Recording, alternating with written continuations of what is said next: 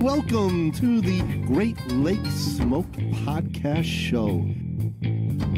What we talk about basically is the love and the passion of cigars, pipe smoking, tobacco, alcohol, brothers chilling out and having a good time, laughter. Well, how else are you gonna, enjoy a nice bourbon? And you kind of went animalistic on tobacco buying, haven't you? And the Rocky Patel, pure and simple. I don't know, that thing just tastes so good.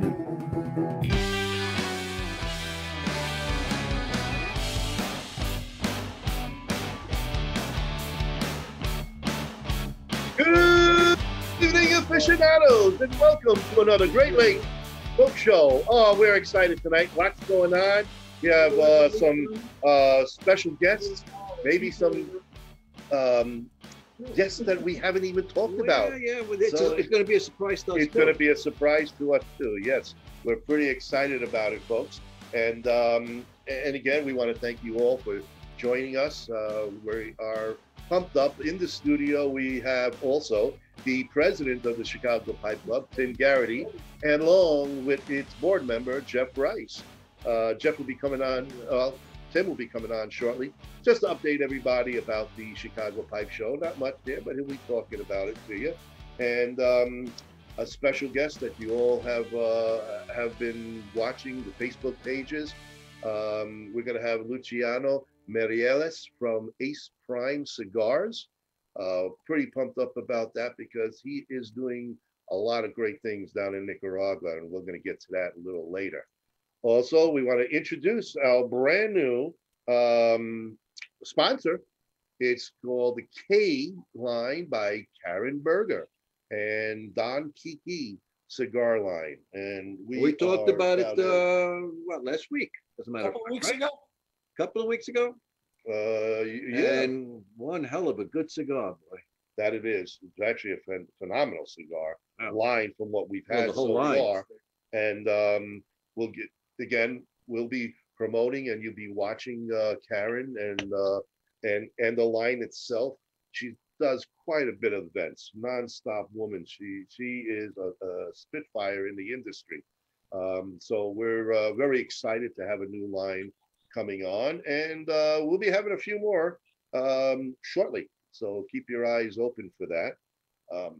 All of you newbies, we like to always say, get yourself a paper and pen, jot down a lot of interesting information that we're going to pass your way, especially about the Chicago Pipe Show and dates and where to go.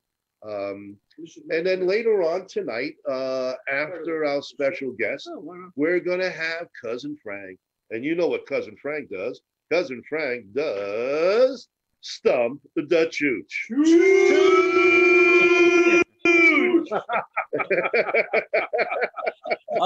It's so easy to stump the fools. I'm going to start to call it. Not last week, buddy. Not last week. It's going to be Stump the Fools. What are we drinking tonight? What are we drinking tonight? Because of our special guest, Mr. Jeff Rice, he has brought to us a bottle of Russell's. Very nice. And we're going to be mentioning it because it is quite excellent bourbon whiskey. Pretty good, man. There we go. We're going to have to get this one online. We'll have to find out who they are. It's 10-year-old. What is that? 45% alcohol. Yes. And smooth, baby, smooth. So we'll get to that. That's a good one coming up there. And what else we got? Okay, so we didn't get rid of the hat last week because nobody answered a very, very tough question. So this hat here is by our friend Jeff down at Corona Cigar Company. Jeff wants the hat, really. Jeff, Jeff really wants it. Good fit. It is sharp, and it still has the cardboard in it. And it's brand new. So that's going to be our giveaway for tonight. So we're just giving away the cardboard. The hat Jeff is taking. Oh, you're supposed to be quiet. Tell a guy that. Hey, I made a new rule up. If we don't give away the prize 2 weeks in a row, I keep it. Oh, no. We got a lot of, listen, we got a lot of important people online right now. We got Dr. Gabby Caffey. Oh. We got Bruce Bush from Don Kiki Cigars. Hello, nice. Bruce. We got Gary Levine over there, Brian McGuire from Olivia, and Brian's always in. And Zach Plunkett, one of our Mason brothers here in Illinois. Kevin Cobble's joined in, and my God, guys, it's going to be a fun-filled night because we do have a fantastic Mason brother who just so happens to be the co-owner of Ace Prime Cigar, along with Tiago Splitter. And we all know Tiago Splitter. He is now on a coaching staff of the Brooklyn Nets basketball team. And of course, the tobacconist, the one and only Mr. Pichardo himself. So we're pretty excited to get that rolling.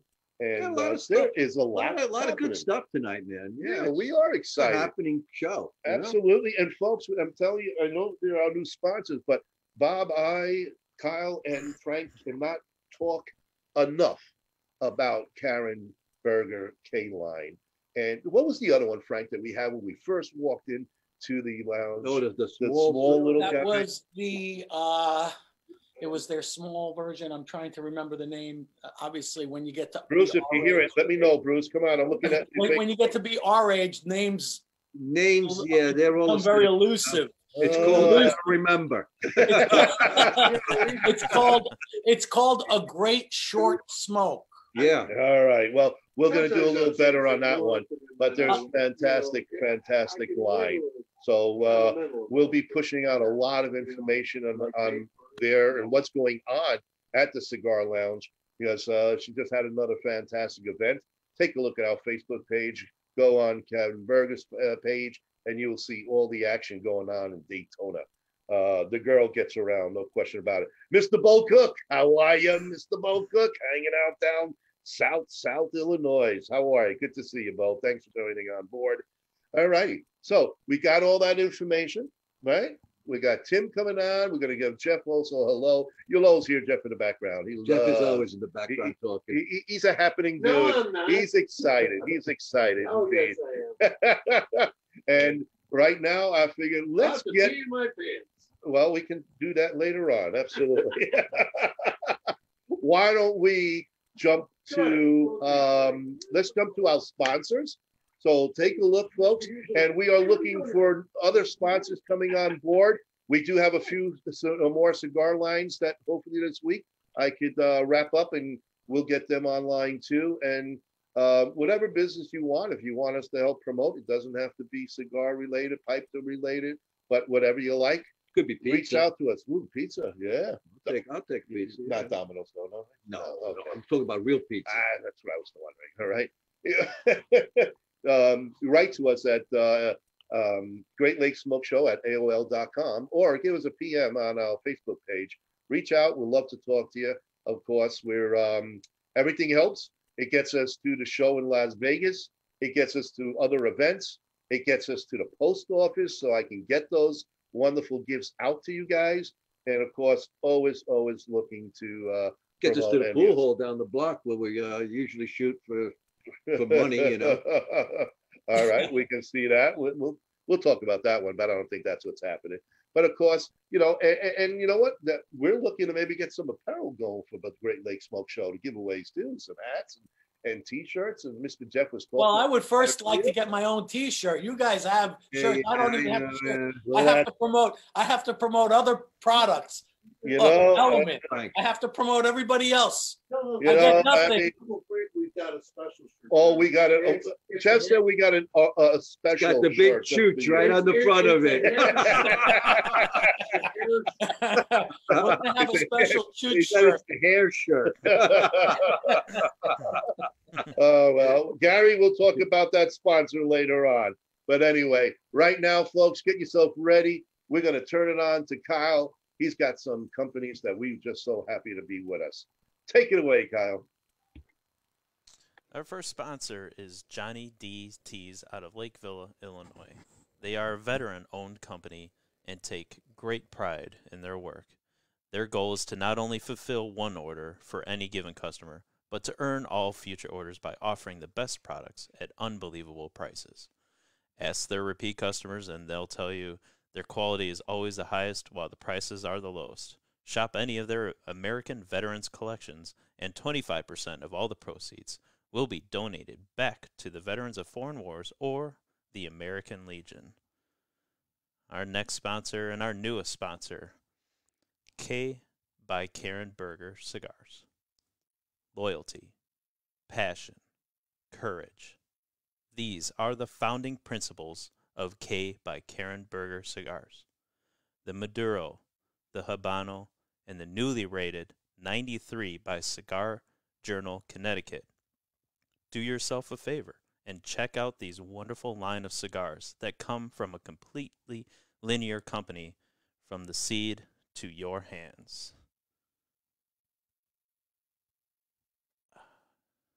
And our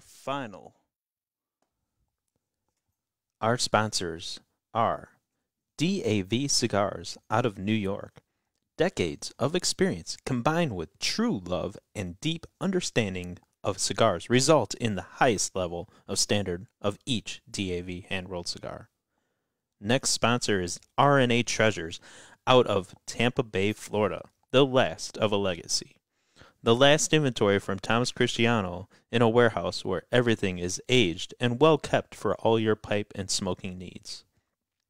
And finally, the Chicago Pipe Collectors Club, one of the largest and oldest pipe groups in North America, with the largest pipe show worldwide. Every first weekend in May. Always looking for new members, and if you're interested, please contact via Facebook. And now, back to you, Ron. Thanks, Kyle. Appreciate that. And you too, folks. You can also be one of our sponsors, and we'll be pumping you out all week, every week, to get your name out. So get in touch with us. We'd love to help you out. Anyway, so that is the up-to-date information of what's going on. Bob would want to bring in Mr. Tim Garrity, the president of the Chicago Pipe Club. Bring him in, man. We want to talk to you a little bit more about what is happening with the show. So, folks, we've welcome got a lot aboard. of people want to talk about the show, and it's You time. squeeze back, and we'll squeeze you. Whoa. I'm getting squeezed right out. I'm getting squeezed out, man. What's your status? Wow, Either that or move your laptop forward so you can Oh, get you mean back? You mean back. well forward towards away from you. So that means moving back. That means going the other way A backwards. Frankism right there, buddy. No, forward means going Like, forward. gotcha. It's a You're Frankism. moving forward, you're moving the laptop forward. You're not moving it backward. All right. There Let's we get things straight. I do not make any Ronnieisms. I create my own. That's right. That was a Frankism. No, that's a chooch. That's a chooch. That's a truchism for sure. Well, Tim is here to talk about the show. We have a lot of people who want to know a little bit more about it. And we also have a lot of angry people. And I don't even want to get into it about them. So don't go there. Let's just let Tim take it away. Screw them. Let Tim take it away. Talk about it. Why we changed the date and what's happening. So why they're angry. well, I don't care why they're angry. so we changed the date for no choice. we really essentially had few choices as far as when to host the show. The weekend that we usually host the show was already booked out. So we had to find something that was more doable, not to mention the fact that if we would have gone with our typical first weekend in May, it's very possible we would still be hitting some of the restrictions due to COVID. So the hope is that by the new dates, which is the end of July 31st and August 1st, being the new days, that by then the state will be much more opened up, not to mention the fact that it is summer. Some of the restrictions were not as restrictive last summer. So, but there are also many other factors that went into the change of dates. Our plan is not to make this a permanent change. It was a no choice change. It was kind of do it or don't do it. And the ramifications for not holding the show could have been the loss of the show for years to come. Can't really go into the reasons why, but there are some contractual reasons why we had to host a show when we did. And yes, it does interfere with some other shows. These are And things we're that sorry for that. it's not something we intended to do. It's an unintended consequence of COVID.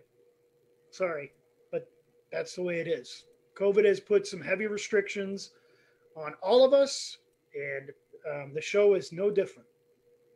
No, it wasn't. And also, it had to do with a lot of money being lost if we didn't do it when we did. So that's the bottom line too. And if people who are angry want to reimburse us for all the money that we would have lost, we'll change the date for you. Otherwise, shut up. So Plain and simple. I can't say that, but I would just say that there is a heavy financial piece to this. That to lose the show this year could have meant losing the show for many, many, many years to come. Probably permanently. When you lose that much money, because unfortunately, people, the show costs us money. We don't make Lots money. of it. Okay. We make enough so we can have another show the next Exactly. year. We there's no profit really involved. So as per se. Yeah, I mean, again, folks, COVID has put a hurt on all of us, and the show is no different. So, please attend. If you, on the upside, there's going to be people there. We're going to have a good time. Wine, women, and song. Well, maybe not women. Although the pipe. Well, there will be women there. Let's get rid of the song and keep the wife wine and the will be women, man. Although the pipe tarts and some of the wives will be there. But anyway. So is that pretty much what you have? Yeah, there's more information to come. Folks, this is a work in progress. Okay, there's a lot more stuff that we have to do as a show to make sure everything's in place. We're still dealing with a state that has restrictions due to COVID in place. We're going to have to navigate a lot of these things. Municipal organizations. We are dealing with a new town, a new location. If you didn't know, we are at the Westin in Itasca, Illinois. Some political stuff that. So it's a new location, and we have to navigate new waters, folks. So we're trying to do that the best as possible. We're also trying to establish a new relationship. If this location is amenable to us, we might want to stay there. But again, all of this depends on a successful show.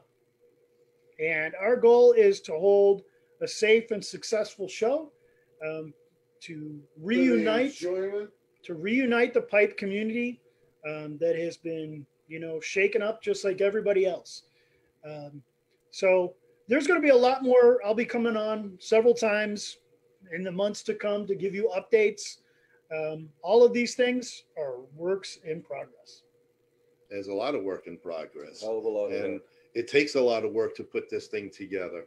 People club don't realize members it. and the guys who have really been out there, like you, Tim, who've been out there investigating and researching and looking for these hotels. There's not many hotels that would fit 350 vendors, a $6,000 to $8,000 smoke tent. What's the average visitation? $6,000 to $8,000 square feet. $50,000 smoke tent. I'm talking about square feet. Forgive me. But how many people? 16,000 people basically coming through the doors from all over the world. Maybe more than that. But regardless, this is a huge event, and it takes a lot of people and a lot of time and a ton of money to put together. Yeah. And we do what we can. Okay. We do what we can with it, and like I said, this was something that was unavoidable, plain and simple. And we're also dealing with the state of Illinois is Ridiculous. And then some. When it comes to anything smoking or fun related, the state of Illinois is the anti-fun state. Yeah. Yes, So- it is. Yeah. Right up there with California and New York. So You got that right. the point is, work in progress. I'll be on in a couple more weeks to give you updates as they come in. So we want our smoking community to be informed just as much as we are informed as members. So, everybody out there, stay smoky. That's it. Thank you, Tim, for joining us. Tim. So, for all you pipe smokers or everybody who's interested in coming to the Chicago Pipe Show, it is on. We're just putting up the finishing touches at the Westin Hotel, and it's going to be in Itasca. More information will be out real soon. But as right now, you can go on the page on the web and get as much information as possible. Chuck Martin, along with a few of the others, will be getting that information out immediately. And you can always catch the Facebook page that Tim puts out. As soon as there's any more information on the show, Tim jumps on it right away. And we hope our international community checks it regularly, because I know it's a big to-do for you guys to fly in, and whoever can fly in, because there's still restrictions even in Europe. So right now it's on. The show is on.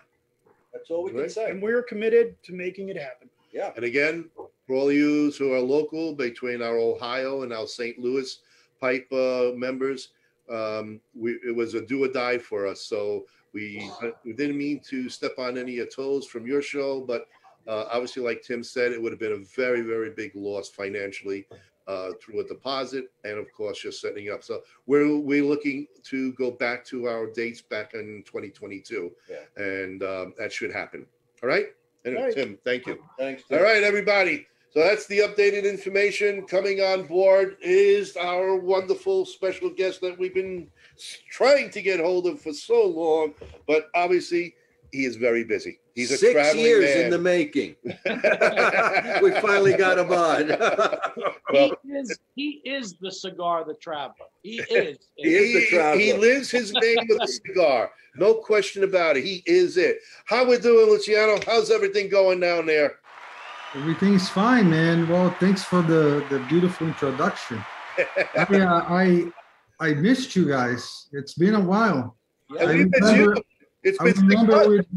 I remember we're doing like 3-4 shows in a row, and just miss that dynamic.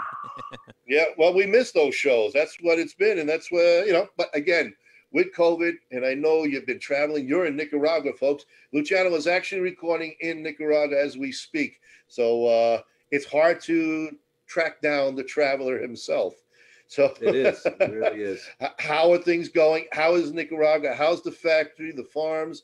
I know you haven't been there in a while, but you are. How's things going? What can you report to us? No, everything is doing great, man. I've just been spending a lot of time here. As you guys know, we've been expanding our farming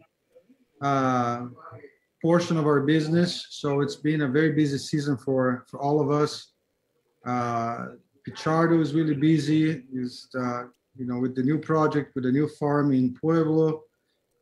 I'm working in Jalapa all the time, so it's a 3-hour drive every time we go there. So it's been quite a special season for all of us. And of course, the success of the brands, and nothing to complain. Just blessings. We're just counting the blessings and keeping working hard. That's what matters. That's the big part. And you and your organization and team, ever since I guess you can say a year and a half ago, when the Las Vegas show of 2019 hit, you guys have hit the ground moving and cruising, and everything has been going on. You have been nonstop yourself. You're all over the world. People now, Ace Prime is becoming the name that rolls off the tongue. And you have so many incredible players that are involved. Tiago, Dominique, and now your latest, Mr. Gonzalez himself. What else is happening? I mean, it's been a while. Well, it's a launching season for us. We have new products coming to the market. They'll be announced very soon. We have line extensions. I mean, things are going really well. I mean, as you said, we've been doing this for a while, but launching on brands was a big step for us. 2019 was a great debut for our distribution company. Things have been shifting towards developing new brands. Of course, the strategic alliance with Crown Heads has been a blessing too. We are building more and more products with them, and there's more collabs coming.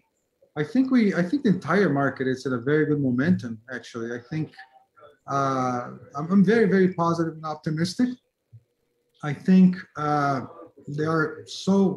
there's a clear trend into more consumption of premium cigars, and it's exciting, man. It's very, very exciting. And for us as a company, it's all about innovation and trying to develop products that will really impress the market. It's not easy. It's not easy to create something new. There's so many good cigars out there, so many good factories out there making very good cigars, producing very good tobacco. I think the consumer is extremely blessed by this momentum or the season in the premium cigar industry, because there's so many good products out there. A lot of boutique cigars have really stepped up, and from everybody we've talked to, and we've talked to a lot since the last we had you online, every company has really been saying that their sales are through the roof. The COVID, which was thought to be really almost a downer, has really turned out to be a blessing, because with everybody stuck home, now they're smoking 3, 4 cigars a day. People buying by the boxes at night as well. Yes, all right, at night. Well, the whole idea is everybody seems to be kind of running short. Factories in the fields are rotating, going quickly. And who we had? We had Mike Sirota on last week from Alec Bradley, and he said that it's a boom. We had Steve Saka 2 weeks ago, and Jeff down in Corona Cigars in Lake Mary. It's a boom. These guys are going nuts from what's going on. It's almost like there's a second boom. Like, remember the way the first wave, the 90s was the first wave. This is almost like a second wave of it. And it's actually, to me, I think it's a better wave. There's just more quality cigars on the market than there ever have been. So people have great choices. They're not locked into one particular blend. Like me, I was a Padron only smoker. Now, forget it. I'm like trying everything, and that says a lot. It does, and also I think the first boom was great. I think with this one, we're now dealing with a more educated palate. People have become cigar smokers, and they're more sophisticated in their taste. So it goes with a lot of brands stepped up a little bit because they realized they're dealing with people who are a little bit more selective now, Well, not only that, it's just that the research, I'm going to say the science, has really stepped up because of so many companies. Everybody now is really going through quality control more than ever. They are not pushing out garbage just to push it out. They are aging their leaf. They're doing the right thing. It looks like the companies are now taking more special interest in their product, because if you don't make the right product with so many new guys coming in, you're out fast. Oh, the competition is fierce, yeah. And you guys are making amazing cigars, Luciano. I'm not just blowing smoke up here. No, all your smokes are just been fantastic. And the time that you'll hook up with Crown Heads, the meal cigar is a fabulous cigar too. Mil Diaz, yeah. Yeah, oh, I appreciate it. Ronnie. We've been working hard, really trying to produce cigars that will cause, somehow an impact. Sometimes it's very presumptuous to say that, but that's the ultimate goal. It's really to stand out and produce quality cigars, keep the consistency, and that's what we're trying to do. I think this industry will see a lot of collaborations coming too. I think the more people get together and unite, the better the industry, the more the industry benefits from. And I think, of course, I don't think that this this boom, like you said, will last forever. But at least it's definitely creating a new segment in the market that didn't exist before. It's not just about people staying at their house and smoking more than one cigar. It's about people who never tried cigars before now trying it. And you said something very important, Frank, which is the education part. If you look at what happened with the wine consumption since the 80s to now, it's pure education. People love to brag about the wine, what kind of grapes are in the wine, what vintage it is, where it's from, because they have the knowledge. The knowledge is available, information is available. For too long, premium cigars have just been sold as almost like a mysterious product that nobody knows what is inside, how it's made. And now people just decided to actually reveal what is in a cigar and talk about blends and talk about regions of Nicaragua, of Dominican, different seeds, different varietals. And I think this is great because that's what develops the market. The more people know, the more they will consume. The more they're aware, the more they will consume. Yeah. Well, it goes back to being a good, educated consumer, you know? Yeah. And you're right about that. People before just used to say, oh, it's a good cigar or it's a bad cigar, never really knowing or even being interested in how was that cigar made, what kind of leaf, even what region it's from. You know, now these are very specific questions that people have. First thing you look at is it the region that you happen to like your cigars from? Because everybody has a different taste. If you want to go Nicaragua, you got a little Honduras, strong, DNR, peppery, you know, yeah. all that stuff is all over. But people have definitely been very interested in these things. So yeah, I think it's all adding to this second wave, this big boom now. I think you're right, Bob. And I think that the thing too is before people, when you described a full-bodied cigar, people may have been turned off by it because it might have been too peppery but now the flavor profile of a cigar is really doesn't have to have that edge to it, where before that's what it kind of had to have, and no longer is that true. You can have this full-bodied cigar that doesn't, literally take your breath away. But overwhelmed. Yeah, a lot of people used to think that, Frank. Right. Oh, it's a full-body cigar, and they used to think, oh, it's packed with nicotine, it's too much for me, and that's not the case. So people are really understanding more and more about everything, the leaf itself. Well, it goes back to the science. It goes back to Luciano, to the tobaccos, the mixtures, all the different leaves, and practicing. And I mean, what does it basically take? Like 2 years, in a sense, to come up with a complete cigar from beginning to end, from the time that you guys start figuring out which leaf goes where, and then putting it all together. What's the actual time limit? I think that comes down to a master blender. I think it's really up to that individual to figure out the time, the leaf. Yeah, I think so.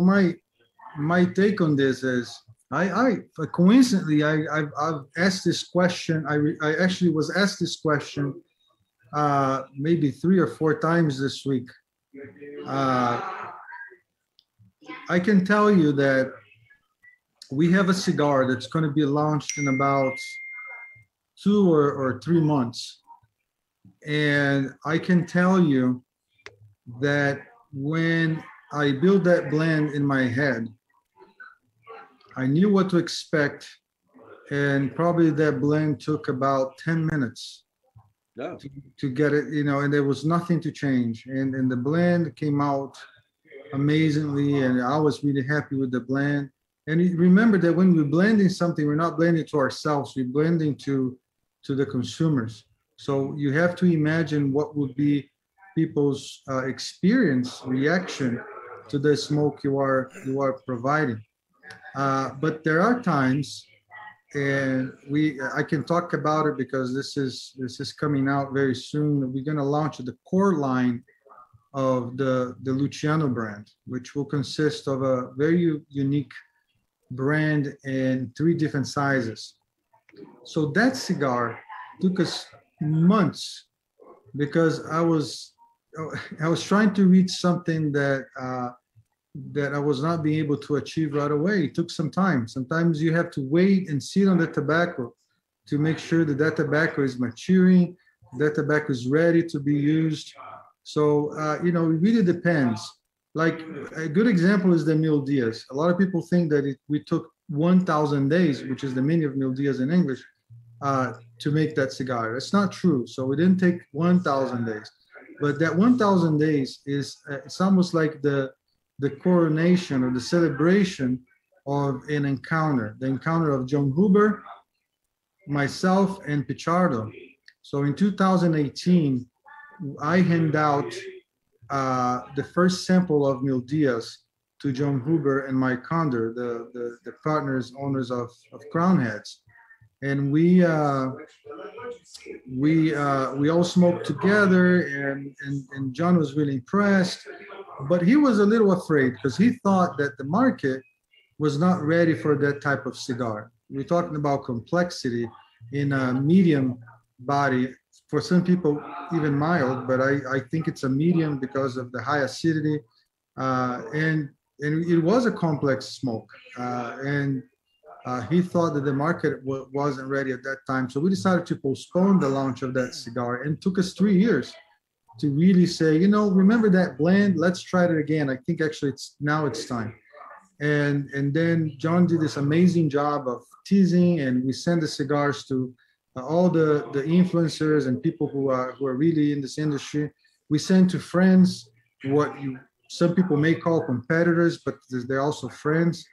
And by the way, so I'm here at my house in Nicaragua. I have AJ Fernandez here. Adele is here in the back, and you'll come to say hi in a little bit. I have Amilcar, which is Rocky Patel's man here in Nicaragua. I have Rafael, Abdel's uncle. So, I mean, this is like a big family, right? And we support each other. We sell tobacco with each other. We trade tobacco with each other. And that's the beauty of this market. So we send the cigars to I send the cigars to Adele. I send the cigars to Jorge. We send the cigars to everybody. And then we didn't get any.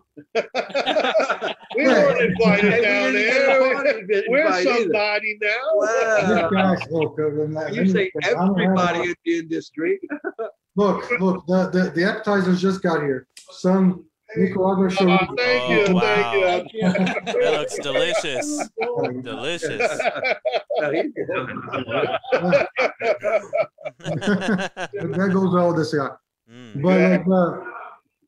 But so we send the Mil Diaz, and we saw people's reaction. They liked the cigar. They said, well, there's not many cigars with that taste profile out there. So, and look, man, Mil Diaz has been selling like crazy, and we are very, very happy because of that. And I can humbly say that today I had a call with Tiago too, and it's just telling him, some of our goals, some of our numbers for the next quarter.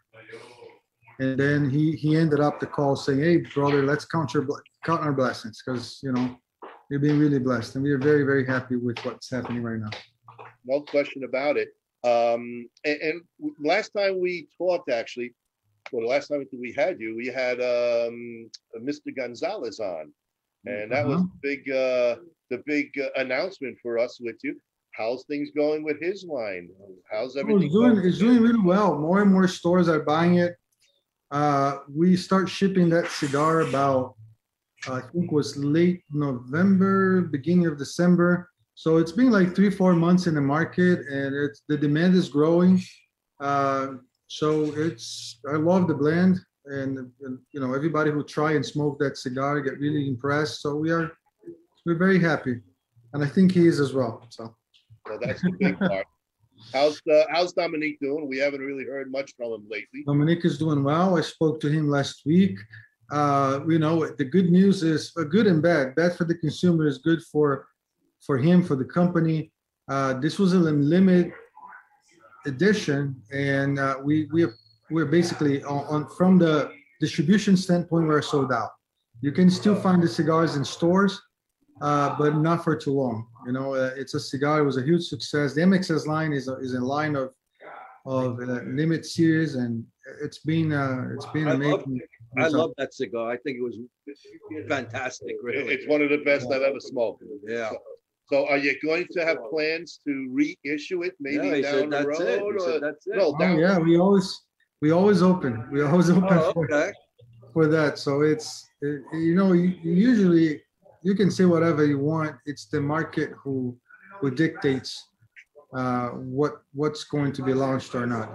Sometimes we launch a cigar that we love it, we think it's a big hit, and then it doesn't sell as you expect. Sometimes cigars you produce that you don't even think it's going to be that big hit is a good cigar, because you're beating cigars for different palates, different consumers, different regions too. I know Frank is in Florida, right, Frank? Yep. So we have a study that I was just looking at it the other day that shows that in Florida, people tend to smoke mild to medium body cigars. So in the Midwest states, they trend to smoke stronger cigars. So there is even a behavior in each, a predominant behavior in each one of the regions in the United States. Sometimes even in California, we notice that something sells more than other things, and in Chicago, things sells more than other things. So it's a very interest to come here. If you guys haven't met my wife, oh, hi. there she is. Hey. That's Cynthia. Good to see you. How are you? Good to see you. Good to see you too. You're not missing much weather compared to what's going on down there, but we did hit 67 today. Yeah. Just to Oh let my goodness. But it's But going I'm to not snow on jealous Sunday. about that weather. On Sunday. Yeah, I hear you. Right there is where the weather you need to keep. Good to see you. I hope everything's see going you. well for you there.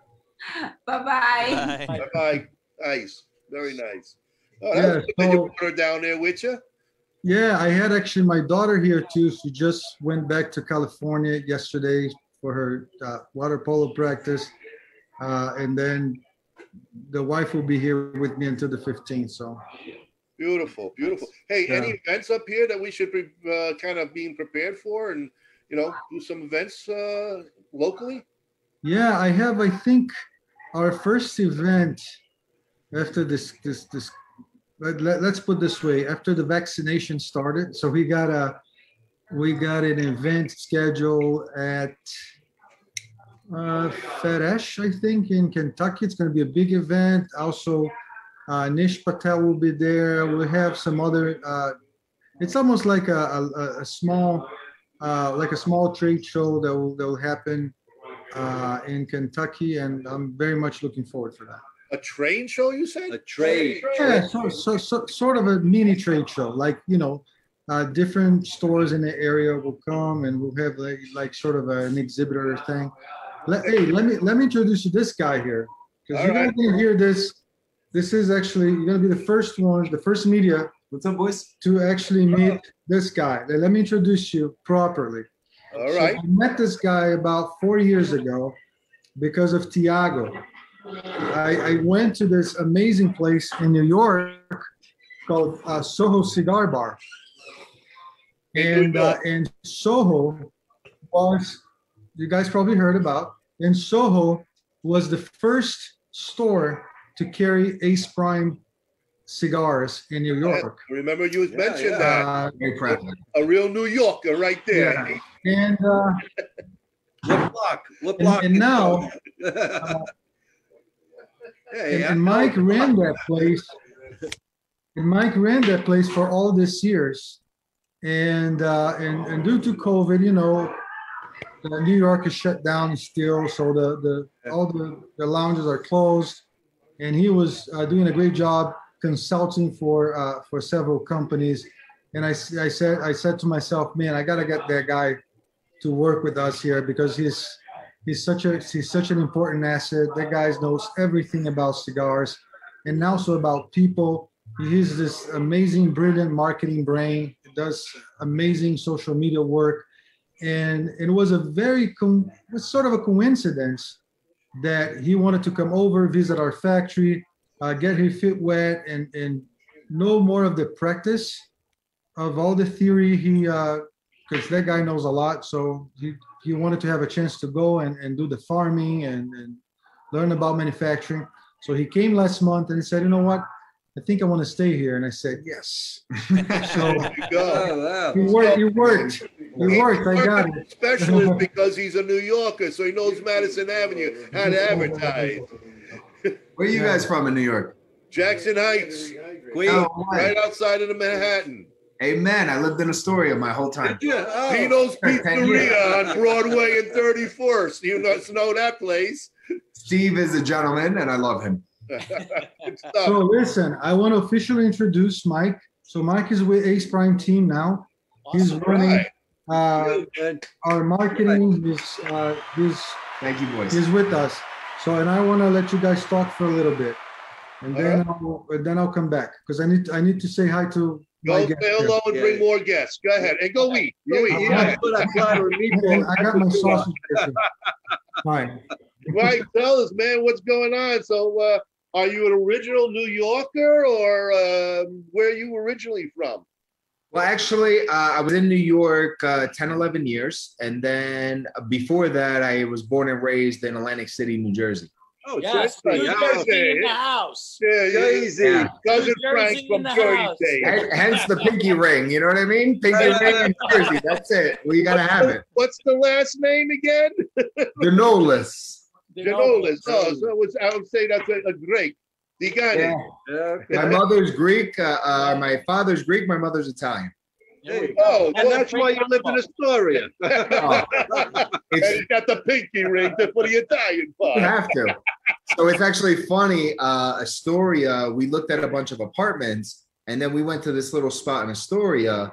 And my wife is, she's Irish and Native American and UK and English and all these things I don't know how to cook, right? Wow. So when my wife saw all these Greek restaurants in Astoria, she's like, we got to move here. So Yeah. I grew up in a Greek restaurant. My father's a chef, my mother's a cook. So she was a little insecure. Where in What Astoria part are of you? Astoria? Do you know Ditmars? Of Yeah, course, yeah. Mars. Yeah. Took it all the time. Yeah. I lived on 33rd and Ditmars, one block from Clicares. Know where it is. Yeah, You got 30, it? 30, 30. No, I'm just thinking where you mentioned the restaurant. All right. At the famous Greek restaurant with the outdoor seating. Everywhere. Usually people know that spot. But I'm the last stop on the N and the W. Oh, okay. So we're like in the back of Astoria, 5 minutes from The bowling alley LaGuardia. downstairs. The old bowling alley. Yeah, you know. Well, right across the street We is lived where they there for did years. the movie. What do you call it? Well, I'm sorry, you guys are breaking up a little bit. Bronxville. It's the I'm Bronx. sorry, we're in Nicaragua. The reception's not great. It's all right. we won't hold that against you. So how did you It actually happens. Listen. how did you get involved with the cigar industry? I mean, obviously, Luciano talks highly of you with the Soho gig. How did you actually get involved? Luciano's amazing. So I was in hospitality my whole life. I did nightclubs, I did gentlemen's clubs, I did private parties, anything you can imagine, anything I could make money, I did. And, I kind of got out of the nightlife, and I was having a conversation with my wife, and I would throw cigar parties for 10 years. I would just find rooftops or anywhere in New York we were allowed to smoke. So what I would do is just orchestrate these events, and either I'd get some people to give us cigars, or I'd buy them and sell them at cost. I just wanted people smoking. And I had a conversation with my wife about 3-4 years ago, and I said, I think I want to get into the cigar industry, but I'm not really sure how to make money or, do anything. So I actually applied at Cigar Inn, and I applied at Club Macanudo because I was a member at these places many years. So I figured maybe I can get a job there. And then Lee at Soho Cigar Bar, the owner, he called me and he's like, can I speak freely on this? Yeah, go for it. I don't man. want to, okay. You're in 26 So I'll countries say around it. the world, and you're in Greece also, just to let you know.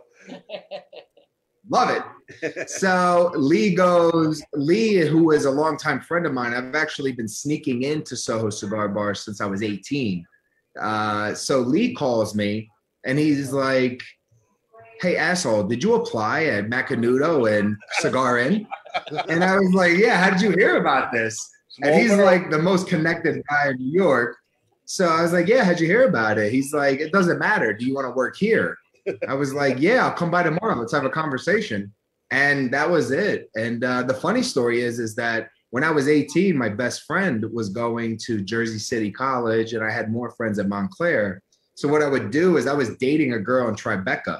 So I would go party with them, and then I would go hang out with my friend in Tribeca, and I didn't want to stay the night over there. So I would leave and go to this little spot. It used to be called Circa Tobacco.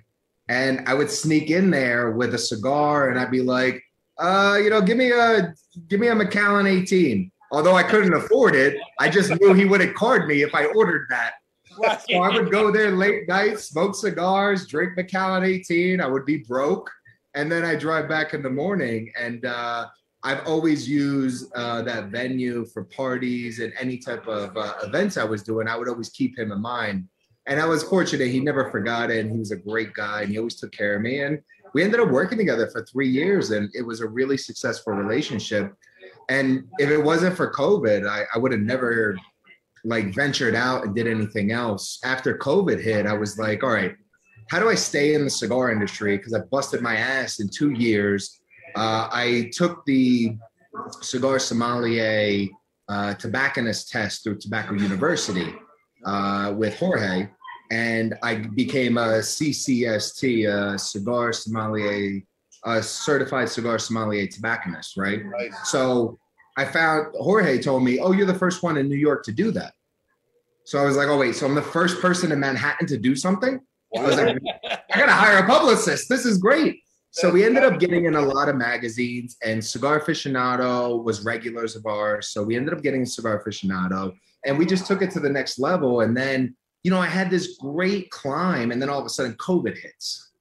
And I'm like, oh, crap, how am I going to stay relevant? How am I going to keep working with tobacco? How do I keep learning about tobacco? How do I keep learning about the brands? So what I would do is all these little spots I would go to on my day off, I just was like, hey, I can help you with your Instagram, and I can train your staff.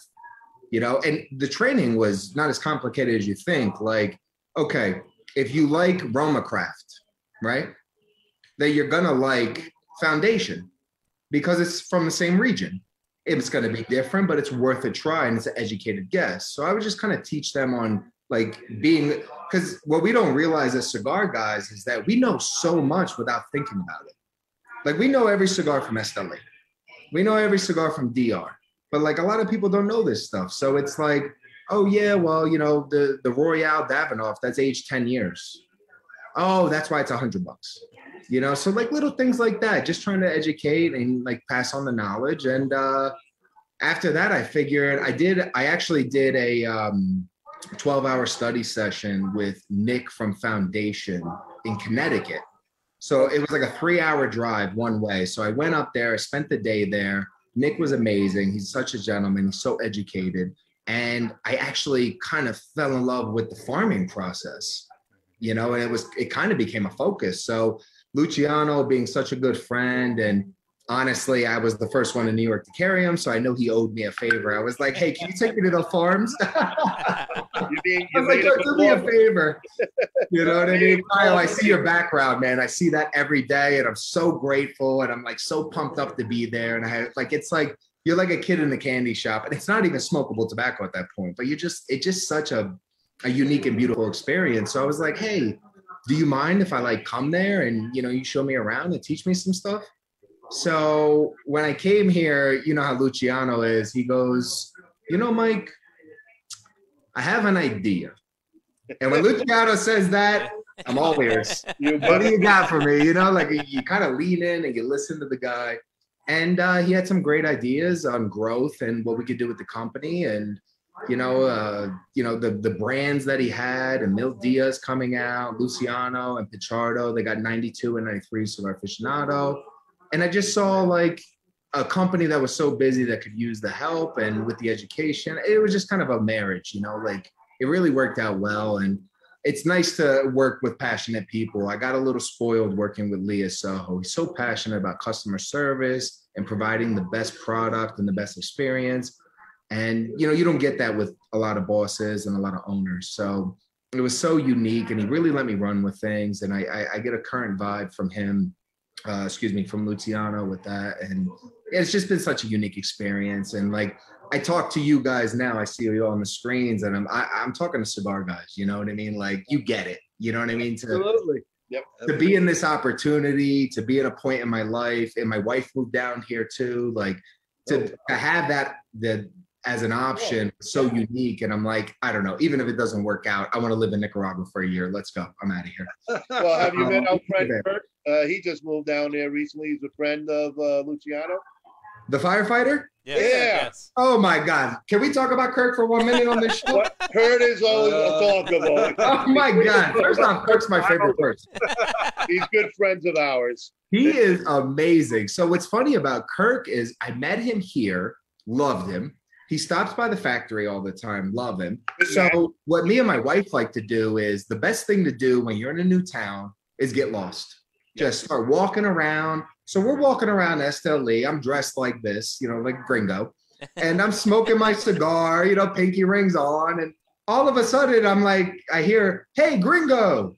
And I look over, and Kirk's sitting with like 10 Nicaraguans smoking cigars and drinking coffee. And I'm like, oh, well, you're living the dream. I thought I had a good job.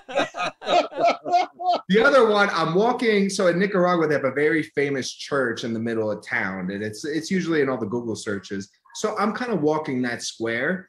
All of a sudden, this, you remember those old school Toyota, Yes. What are they called? Land Cruisers? Yes. Oh, yes. So those cars don't even exist in New York anymore, but they're everywhere here. Yeah. So I see like this 1998 diesel thing pull up. It almost hits us, screeches. He's like, yo, what's up? You're friends with Luciano, right? That's Kurt. And I'm just like, yeah, what's up, buddy? He's like, hop in the back. We're going to eat steak. I'm like, all right, this is what we're doing now. So it's just kind of a fun experience, man. He's been really great. And good people. Did he tell you about his dog? No. What happened? Oh my God. So I don't know if I'm pronouncing it right. Is it a mastiff? Yes. Yeah. Mastiff. Okay, so the dog is less than a year old, and it's Right. But we saw him when he was that big. We were with him. Oh my God. Picked him up. So the dog is less than a year old, and it's already 80 pounds. Yep. Okay. Just there's nothing bad.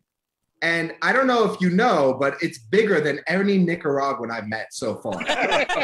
So on top of that, he's got the the emotional support. They're big dogs. Oh yeah. So then Kirk's got the dog with this emotional support vest on. But it doesn't look like an emotional support vest. It looks like this G.I. Joe thing with 40 pockets. And it's like the most intimidating thing you've ever seen. And then it just starts licking you and having fun. And then the Nicaraguans are just looking at me like he's crazy. Yeah, I'm like, you don't like blending in at all, huh? I'm at least trying to like get the chest hair out, you know, like these guys. You're not blending in whatsoever. You first have to grow the chest hair, though. Yeah, that's very true. Oh, Kirk's amazing. Ray, you So, want to see all right, since I'm talking with, so just to wrap up Kirk real quick, did you know he's engaged? What? Engaged? What? He is getting married to a Nicaraguan girl. No way. And she doesn't speak English, and he doesn't speak Spanish. Oh. If that's not Kirk in a nutshell, that probably work very well. Did he really put the ring on her? No way. Really? I'm going to the engagement party Thursday. Oh my God. We are going to the engagement party Thursday. You know, I talk to him almost 3-4 times a week, and he never said anything to me that stiff. This happened maybe 3 days ago. Oh man, he's gonna get it, man. He's gonna get it big. He is, I tell you, because I love him, and I'm just in admiration. He kind of just came down here, kicked ass, and took names. And he's like, yeah, I bought a house, or yeah, I bought a truck. Yeah, I got a wife. I'm like, what the fuck?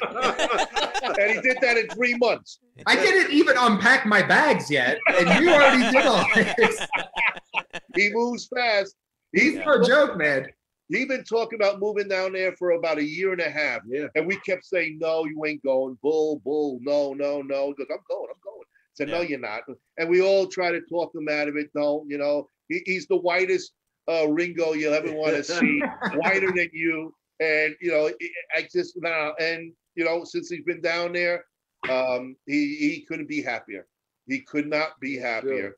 I'm very happy for him because I know he was a firefighter. He had an injury, and he was talking about how the cold weather kind of bothered the injury, and he was just a little stressed out on the next move, as I think we can all relate to. Me very recently, but he came down here. He adapted quick. The locals seem to love him. We'll go to a random restaurant, and the server will be like, "Don Luciano, amigos de Kirk." And we're like, what the hell? How does Kirk know every server, every restaurant, every person? I thought I was a good networker. Like, this guy is out there. And he's not shy. Yeah. No, shy. Forget it. Just call language barrier, no problem. Johnny Blanco. Johnny Blanco is his name. That's his nickname. Johnny. Oh, I might even get him a cake. I might get him a cake that says Johnny Blanco. We'll have to set this up. Yes. That could be fun. Yes. He's a trip. He's a great So guy. let's say you guys have a shop over here I'm seeing in the background. Luciano didn't really catch me up. I apologize. How have you guys been doing with this whole COVID situation? Are you guys open, operating? Well, actually, Kyle up on top there, sitting in the fields. He had a bad case. In the fields. Yeah. Well, he actually had COVID. Yeah. He actually did suffer from it. I got a pretty bad. Kyle, how did that go? It got pretty bad for me. I had to miss like 2.5 weeks of work. I was like one step away from being on a ventilator myself. No way. Yeah, I was sorry to hear that. It came down. It was like really weird and really fast too. It was like I was at work Friday, fine, nothing happened. Went to bed, went to sleep, woke up Saturday at like 3 a.m. in the morning, and my body just hurt, like from head to toe. Everything in my being hurt. I couldn't get comfortable. I was like, man, what is going on? And then I was like, the chills started coming. I was like, well, this is just like a flu. I'm like, all right, I'll just sweat it out. We'll do this. We'll get through this and not be a problem. Sunday, same thing. I just laid on the couch, sweating it out, trying to get through this whole thing. Never got a fever. It was, always checking my temperature, because that's like, one thing on my mind. I'm like, crap, this is COVID. What am I going to do? And the fever never came, so I was like, okay, it's just like a small flu, cold, or whatever. And then Monday, I'm in the shower, getting ready to go to work, and wasn't thinking anything of it until I went to brush my teeth. As soon as I put that toothbrush on my teeth, I couldn't taste the toothpaste. No mint, no nothing. I'm like, uh-oh. And then I ran to like one of my strongest candles I have sitting there. I shoved my face in it, couldn't smell a thing. I'm like, oh, man. I'm like, crap. So I called my boss up. I'm like, hey, I think I got COVID. I'm going in for a test right away, but I can't come to work, And he's like, you get figure this out, Don't come into work. If you've got COVID, I don't want to see you, And sure enough, I got an appointment at the local CVS. Got in there, got my nose swabbed, everything came back, and then the results came back positive. I'm like, fuck, great. And then through the whole thing, so I immediately try to call my doctor. I set up a virtual with him. Try to see, what's my next step. And then they're basically like, do you have your thermometers at home? You got your blood pressures screen, and I have all this medical equipment in my house because I've already got heart condition and high blood pressure. So I'm like, all right, so I'll monitor myself. I got the oxygen things, and I'm pretty much living with it on my finger, monitoring my oxygen levels. And my doctor tells me, you go below 92% oxygen in your blood level, don't call me, go to the ER. You need to go to the ER right away. Thankfully, it only got as low as 93%. So I was like one step away from getting to the ER, but oh man, it sucked. And even to this day, if I do too much strenuous exercise or anything, I get out of breath. I still don't have full senses yet, like can't smell a whole lot, can't taste a whole lot unless it's like Oh, no. extremes, like if it's very salty, very spicy, or very sugary. I have like no in betweens. It's got to be on the extreme levels. So yeah, it wasn't a fun thing to go through, but you know, thank to God I came through and I'm fine. You know, I lived through it. Yeah, And, it's good to hear. I mean, you know, it's you hear these stories and it's like, you know, it's tough, man, and it's like, what do you do? Yeah. What do you do at that point? And like, more importantly, you know, what cigar do you smoke? Like a strong one, a light one? Not to make fun. I'm sorry. No. The thing of it was, Kyle, Barry just said, by the way, Barry Bones wanted to tell you, a cigar a day keeps the COVID-19 away. There you So, go. Kyle, Yeah. you are not smoking enough cigars, he just said. And bourbon. yeah, and bourbon, yeah, definitely, Amen to definitely that. bourbon. Yes. Salud. Oh, Kyle, I'm so sorry to hear you went through that, but thank God you're coming out on the other end. Like, Yeah. are you at least seeing progression every day with getting all the senses back and everything? It's very slow. So I mean, it was like, I can't remember it was like one of the meal I cooked for myself. It was like a garlic lemon herb chicken or something I made for myself the other like early on, and it was like when I took a bite of it, I was like, oh, I can taste that. And it was coffee too. I woke up and it's ritual for me. I have to have my morning cup of coffee, whether I can taste it or not. I just have to have it. You know, it's like that. You know, like that stimulus that you need in your brain. You know, for the first thing. And it was like one morning I woke up and I was like, oh, this isn't hot water anymore. I was like, there's actually flavor in this coffee, you know, and I was like, holy jeez, like, you know, and I can't imagine. And it was true too, because like some of the cigar, you know, I would smoke a cigar and you know, and Ron would be like, hey buddy, you tried this cigar? And I'm like, yeah, but, and he's like, what'd you think? And I'm like, I don't know, it was hot air. It's like, I don't taste it, you know. But I tasted the texture of the smoke. That was about it. Yeah, it's like breathing in hot air. You know, you don't taste anything. But then it's like, so slowly, you know, you start getting into cigars and you start picking those flavors out again in the cigar. And it's like random. You know, I can have like I'm having the Traveler right now. I can kind of taste the pepperiness in it. That's what I'm finishing up on. Yeah. That's what we're on too, Mike. Yeah. Hey, man, all right, teamwork. I like that. So it's like I can pick up a little bit of the pepperiness in it, but like the other innuendos within the cigar itself, I'm still having a hard time picking up on those. But yeah, and then my doctor says, hey, you know, it could be another month, it could be 2 months, it could be 6 months down the road before you fully recover with this stuff. He's like, unfortunately, we're still all learning about this virus. I can't give you a good timeline on this stuff. So, you know, I have to say, bud, that's the scariest part. It's one thing where I have something, the doctor knows what it is, we'll cut it out, whatever it may be. But then it's like when the doctor starts saying, I don't know, then it's like, oh my God.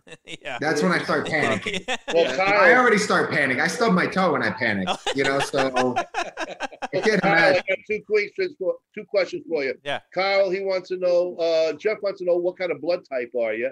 And Dave from Milwaukee's telling you he's drinking bourbon every day. You should too. I drink brown liquor every day. There you go. And blood type, I think I'm A, B, or O, one of the rare ones. I think I'll I'm have to text my 100 mom. I don't know. My blood type's 100 proof. Yeah, I think Amen. I think Amen. my blood You know type what's also is whiskey. great? So have you ever heard of Flor de Cana? What's that? What was that? Flor de Cana rum. Oh, I have a special guest who wants to jump in here. Look at that. Hold on, guys. Oh. Good meeting, everyone. Thank Hi. you. Hello. We know who this is. Hello. Hey. ¿Cómo va, señor Fernandez? Everything good. Working every day. Strong. Bravo. Cerveza, ¿qué? Rum. Good cigar. Good dinner. Special guest. Very good, AJ. Very good. We want to say you have a fantastico cigars. They're Thank you for the support. I'm a big fan. Thank you. Which cigar do you have there? Which one? Which one? Yeah, which one did you hold up? It's HC Black. The Maduro Black. HC Black. HC Black. There we go. Oh, there it is. AJ likes the strong ones. Yeah, I like the strong cigar. So I don't know how much we can say, AJ, but how are everything going with your fields and your factories? Welcome. Todo bien? Right now in the factory, perfect. The farm, perfect. No COVID. Only work for a good cigar and a strong cigar and very good flavor. There you go. Mucho producción. Perfecto. Thank you everybody for your support. Si no fuera por ello, no llegáramos nosotros donde estamos hoy en día y le agradecemos mucho a todos y muy agradecidos. We are very thankful to you. If it wasn't for you, if it wasn't for your support, we wouldn't be where we are today. So he's thanking you, all your audience, for everything you guys do. Muchas gracias. Muchas gracias. Thank you for providing us with great product. Very good cigars. Continue. Thank you. Bueno, Thank you. Salud. Remember, welcome to Nicaragua. Yes. Every time. Yes. No COVID. No COVID aquí. There's no COVID here. No Salud. There's no COVID here because they pronounce it COVID. No COVID. That's great. Yeah. That's great. That's oh my fantastic. God. Well, I got to tell you, you really did hook up with a fantastic individual and team, and Ace Prime is going to be a name that everybody is going to know in the industry. It is just an absolute incredible line from Pichardo to Luciano and Tiago, of course, but their connection with Crown Heads and it just big players in the industry and getting bigger. A very young team that has gone so far and above before that anyone ever expected in almost 2 years. Yeah, it's, one of the biggest things I learned studying marketing was that it's kind of amazing how usually the marketing, and then the products kind of follow behind it, right? Mm-hmm. These guys kind of did it opposite, where they released the brands, they're getting the ratings, like they're just kind of like building the cigars, and the marketing was following. So I was like, this is kind of like an easy, not easy, but like a different vibe of building a company. Like you guys already have such a strong foothold that like all we have to do is put it out there, what we're doing, the cold fermentation processing, the owning the farms in Jalapa, the controlling of the pre-industrial warehouses where we're fermentating, sorting, and aging according to what we're going to need 2 years from now. So we can keep consistency with the Mildias. We can keep consistency with the brands you had mentioned, Pichardo and Luciano. We have 3, working on a 4th brand that's going to be coming out in the next 6 months, depending on the launch date. And it was just kind of this like fantastic opportunity. And on top of that, you get to learn and know the process. And I was just humbled because Luciano's such a genuine human being, and meeting Pichardo, who doesn't really speak English, and he's old school Cuban, but it was an open arm welcome. Yes. You know what I mean? He's like, you like cigars? You want to help us grow? You moved here, your family. I was like, oh, like, I was just blown away by like the hospitality of it all, which is my field. And they made me feel so welcomed. And these guys aren't trained in hospitality. Like I know how to make someone feel welcome. Like I'm taught how to do it. Like they just did it. It's natural to them. It's just something natural that came out. And it was just so beautiful. And I was so grateful. I want to, what's up? Oh, my beautiful wife. Sorry. So come on too, if she wants to put her face and let the world. Sit down real quick. Meet the boys. Meet the boys. She helps with the advertisement. She helps with we're starting to organize. Hey. This is Kristen. Hello, Kristen. Hi. You So met you're in taking care of Tribeca? this guy down there. You're making him right. You're getting him straightened out there. Yeah, he tricked me. He it was supposed to be a vacation. I'm like, let's go for 10 days. No big deal. You know? Well, he's Italian at least half, so that's why he got tricked. Yeah. Very true. I felt for it. Everybody Kristen's been wants amazing. Italian sometime, even on St. Patty's Day. You know. It happens. Kristen has a degree in international business, and she also has a degree in Spanish. So I was like, this is kind of perfect. Yeah. You know what I mean? Right? Right? It makes Awesome. sense. So Yeah. I was like, listen, this is an international business. And Yeah. I only speak Spanish. So I feel like this is a good fit. She's been helping organize. Are you Please. going to start learning the Spanish language yourself? You're not going to rely on Kristen the whole time, are you? Oh no! Well, I have Google Translate is a beautiful thing. I will say that. When But it no, we've works. been doing about an hour a day of lessons, and honestly, I don't know if you've ever heard Don Pichardo speak, but the moment I can have a conversation with Don Pichardo, I will tell people I'm fluent in Spanish. Yes, you are. Because there's two languages down here. There's Spanish. There's like 10% English, and then there's Pichardo. Yeah. So these are the languages down here. You know? And good luck if they speak English. So Well, I remember when it's been we a were fun thing. We were at Club Macanudo. Yes. We did their event for in the city, and he was there. And yeah, it was interesting trying to talk with him. Yeah, because it's like one of those things where he wants to conversate with you. He wants to communicate with people so bad that he actually, when he speaks to us, he slows his Spanish down because he just loves interacting with people, and he's so social. And it's one of the reasons like we get access to good tobacco.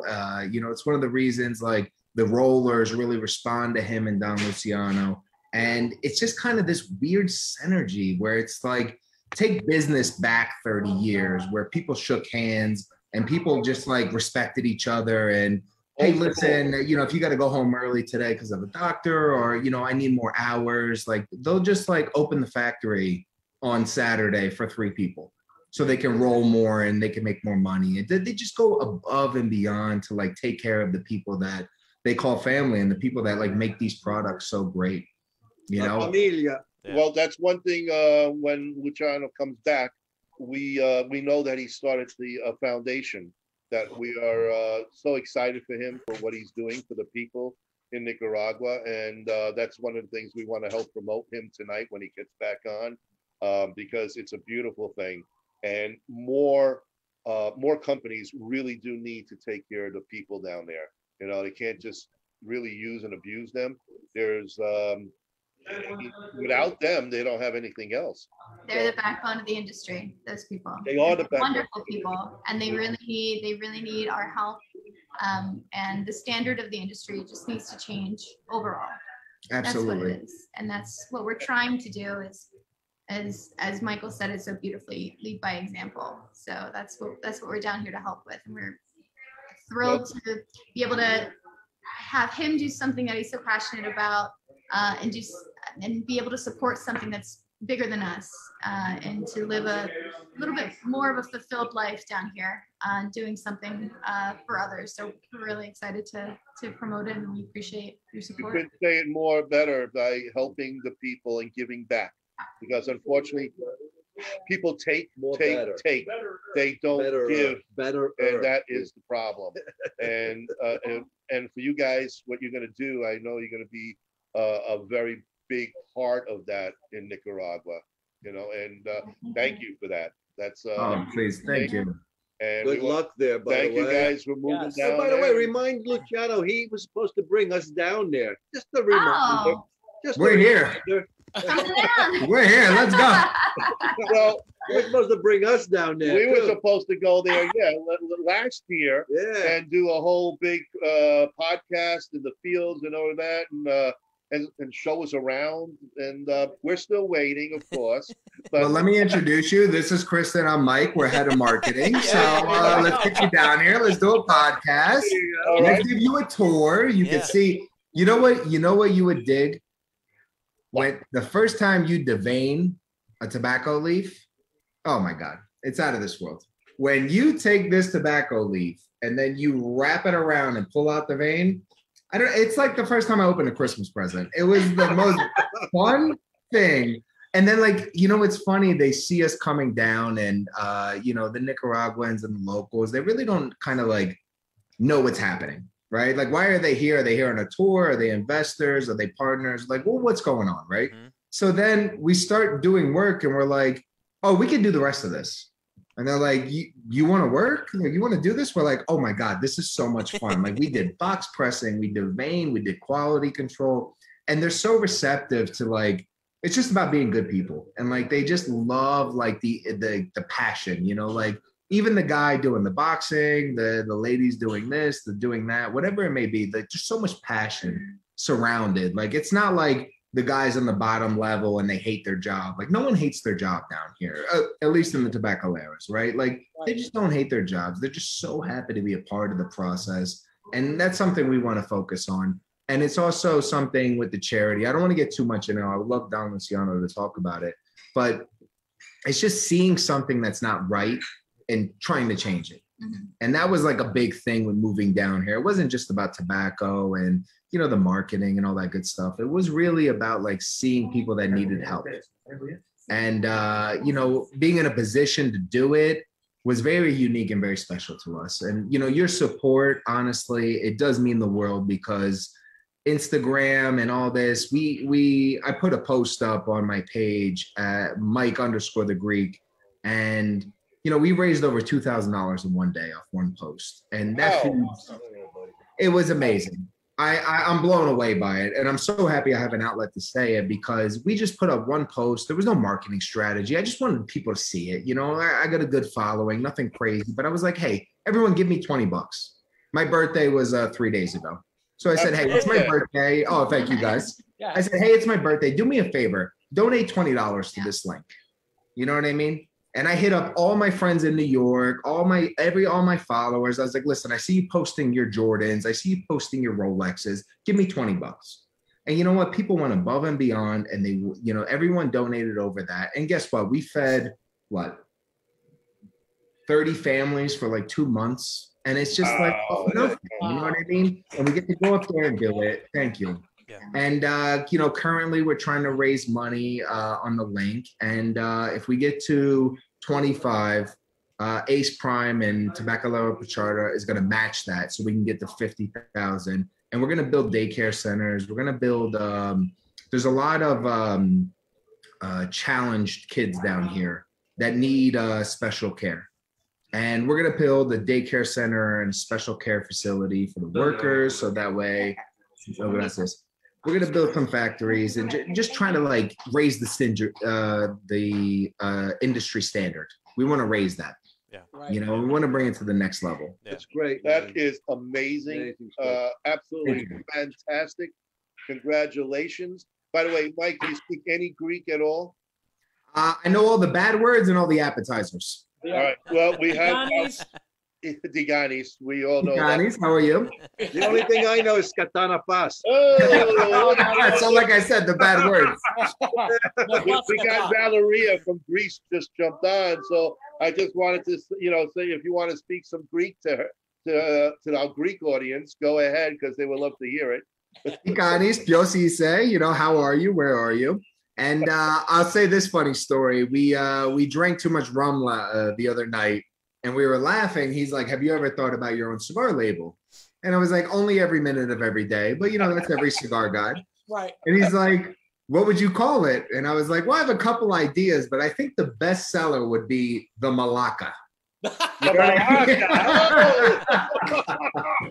So if I can name the cigar the Malacca, I think everyone would buy it because of the name, and then because they make it, it would be amazing. So you got to put a special label to that.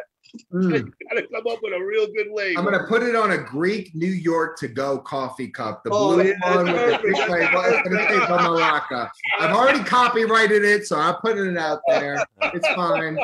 Or you can kind of, you know, do like a cake that Oscar does with the leaf, a tobacco leaf. Only use what do they use with that spawning? Use the grape leaf instead. So that Nicaraguan grape leaves. That's I'm right. calling my lawyer as soon as they hang up. I'm copywriting everything. So I love it. Nicaraguan grape leaves. Amazing. That's great. So tell me a little bit about this, your viewers, man. You guys seem like you're pretty international. That's amazing. Yeah, we are around quite a bit of countries. I said 26 was our last count. And because of the Pipe Club, there's a lot of carvers and a lot of European, Asian, Singapore, Taiwan, Australia. Yeah. I mean, you know, we're in Europe, of course, South America, and all of Central America. We have a good friend in Dr. Gabby Caffey out of Honduras. His fields are down there. And then we have Armin and Val from DAV Cigars from the Dominican Republic. But do you know them? We have New met. York. They're from New York. We've. It's actually funny. They're from New York, but we've met at trade shows in Vegas. So it's okay, okay. You know? All right, good. So good. you know, I got to say, it's very impressive to get that type of following, especially international. I know how hard it is. You know, with the promoting, the Instagram, the social media, you know, the emails, whatever it takes. Like it's very, very tough. And you know, kudos to you guys. It's very tough. Thank you. Thank you. We've been doing this about 2.5 years, and the audience is growing all the time. So we're excited, and again, it's our passion, and just the people that we have met, and cigar lines. Like I said, Frank was a strictly Padron smoker. I mean, that was it. He wouldn't try anything. He wouldn't budge. And yeah, I was basically an addict. Well, if I may defend Frank, it's not like it's bad cigars here. You know? Not that there's such thing as a bad cigar. I mean, it's a pretty well-versed brand to call you respect. But his palate has changed since he's come on the show, and now with everybody sending us their cigars for us to smoke and joining guests. And now he's only smoking White Owl. You downgraded. You went down. Oh, Swisher Sweets also. You know, he used to be a Dutch master when he was a little guy. Oh, I gotta be honest. I started smoking cigars when I was 16, but my dad had this. He still has it. It's this beautiful, uniquely shaped rectangle humidor, and it's a Romeo and Juliet, and it's got the beautiful the crest with Romeo going up the ladder. And I remember it actually wasn't cigars that made me fall in love with cigars. It was that box. I remember thinking, like, what is this for? And he's like, oh, this is where we put the cigars. And I was so in love with this humidor. And then my dad being a chef, the way he would describe cigars to people, it was just like this passion where, no, you don't inhale it. It's about the flavor. It's about when you blow it out, the aftertaste, when you retrohale. And then my dad would teach my younger, dumber cousins who are older than me. Well, and he'd be like, I have the same problem. I have dumber cousins too. They're older than me. You're looking at there. You must be Greek then. That's how this works. Kyle, you can't do this. Can you off the air? I mean, you must be Greek then, because I got plenty of them. But my dad would simplify it and be so eloquent about it. He'd be like, listen, you're going to pull it in. It's like enjoying a lollipop, but then it's like mouthwash. You don't swallow mouthwash. You pull it out of your mouth. And then like my cousins are sitting there doing it, but there's still like his passion behind it. And like, he would talk about like, I don't know why, but because this was way before notes and like podcasts and Instagram and Google, like he would just be like, oh, I smoked the cigar. I get like a nutty cedar. It's almost got like this prune flavor to it, you know? And he would never say notes, he would say flavor. And I just remember that being so unique that he kind of picked up on things without knowing anything. My dad got an Instagram like 1 year ago, you know what I mean? He's like 55 years old. Yeah, but as a chef, that's what he was relating it to. You know, like, oh, this is a great ribeye, or, you know. Oh, yeah, like, you know, Kyle, you had talk about that lemon roasted garlic chicken, and I actually got hungry thinking about my pot chicken. You know, I'm like, oh, Dad makes one of those. Well, you got a lot of good food over there from what we can know Luciano. he's definitely got that catered really well. You know, we're going way past our time, guys. Oh, you know, we forgot it. We forgot about the time here.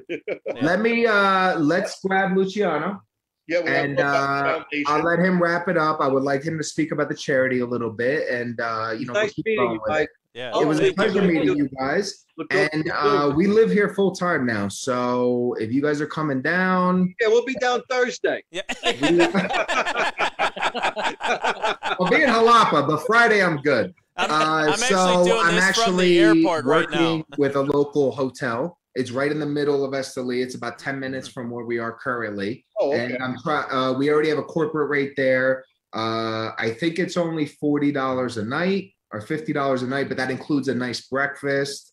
So I'm trying to set something up, and I'm working on getting a van right now so I can take people around. And you know, we want to do the whole thing, and you know, get more people down here because, you know, seeing what I've seen and seeing what he's shown me, it's like, you know, it builds such a loyalty through education, and that's what I think is so special about what you guys do here. And I'm in admiration of it all. Well, Mike, Mike, all you got to do, all you got to do is just hire Kurt. Get him with his Toyota Land Cruiser to take people around. Just hire Kurt. Oh my God. I don't think Kirk. Oh, I didn't tell you, by the way, the Land Cruiser is a full diesel stick shift, so I can hear him sticking about 3 blocks away. So he comes through. I'm gonna pass you guys over to Luciano. I know what you guys are talking about. They're wrapping up soon, and we had mentioned the charity. I kind of wanted you to like break it down and get into it. So thank you, Mike. Thank you. No Mike. problem, guys. Thank you. God bless. Thank you. On the show. Take care. Hey guys. All right. Well, I know you're so busy, so we won't keep you that long, but we do really want you to talk about the foundation and everything that you are doing, and now Christine and Mike are heavily involved. So from what they told us, is so far it's spectacular. How did this all come along? Yeah, I mean, sometimes we forget reality. And I can tell you that one of the reasons that I really enjoy staying here is because I force myself to see reality.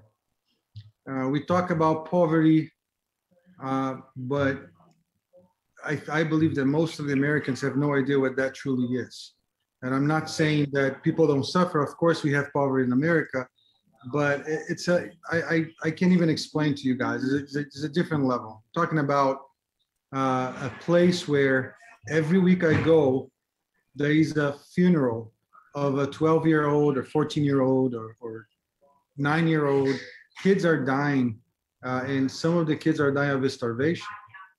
And I, you know, it was very frustrating to go to Jalapa and see all